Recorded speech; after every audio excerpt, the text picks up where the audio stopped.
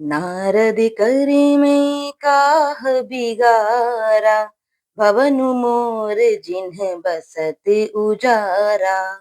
अस उपदेसु उमहि जिन्ह दीन्हा, पौरे बरहि लागी तपु कीना। अर्थात मैंने नारद का क्या बिगाड़ा था जिन्होंने मेरा बसता हुआ घर उजाड़ दिया, और जिन्होंने पार्वती को ऐसा उपदेश दिया कि जिससे उसने बाबले वर के लिए तप किया। साचे हूँ उनके मोह न माया, उदासीन धनु धाम न जाया। पर घर घालक लाज न भीरा, मांझ की जान प्रसव कै पीरा। सचमुच उनके ना किसी का मोह है, ना माया, ना उनके धन है, ना घर है, और ना स्त्री ही है। वे सबसे उदासीन हैं, इसी से वे दूसरे का घर उजाड़ने वाले हैं। उन्हें ना किसी की लाज है, ना डर है। भला बांझ स्त्री प्रसव की पीड़ा को क्या जाने। जननी ही बिकल बिलो की भवानी, बोली जुत विवेक मृदुबानी। अस बिचारी सोचहि मति माता, सो न टरई जो रचई विधाता।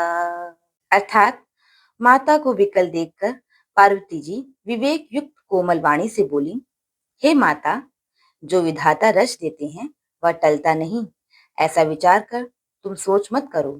कर्म लिखा जाऊं बाउर ना हो, तो कत दोष लगाए काहू। तुम सन मिटहु की विधि के अंका, मातु व्यर्थ जन लेहु कलंका। अर्थात जो मेरे भाग्य में बावला ही पति लिखा है, तो किसी को क्यों दोष लगाया जाए। हे माता, क्या विधाता के अंक तुमसे मिट सकते हैं। वृथा कलंक का टीका मत लो। जन लेहु मातु कलंकु, करुणा परिहरहु अवसर नहीं। दुख सुख जो लिखा लिकार हमरी, जाब जहाँ पाउब तहीं। सुनी उमा बचन विनीत कोमल, सकल अबला सोचहीं। बहु भांति विधि ही लगाई दूषण, नैन बारी विमोचहीं। अर्थात हे माता, कलंक मत लो, रोना छोड़ो। यह अवसर विषाद करने का नहीं है। मेरे भाग्य में जो दुख सुख लिखा है उसे मैं जहां जाऊंगी वहीं पाऊंगी। पार्वती जी के ऐसे विनय भरे कोमल वचन सुनकर सारी स्त्रियां सोच करने लगीं और भांति भांति से विधाता को दोष देकर आंखों से आंसू बहाने लगी। तेहि अवसर नारद सहित, अरु ऋषि सप्त समेत। समाचार सुनि तुहिन गिरि, गवने तुरत निकेत। गवने तुरत निकेत।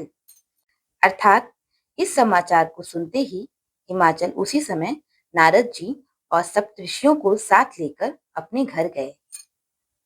बोलो सियावर रामचंद्र जी की जय।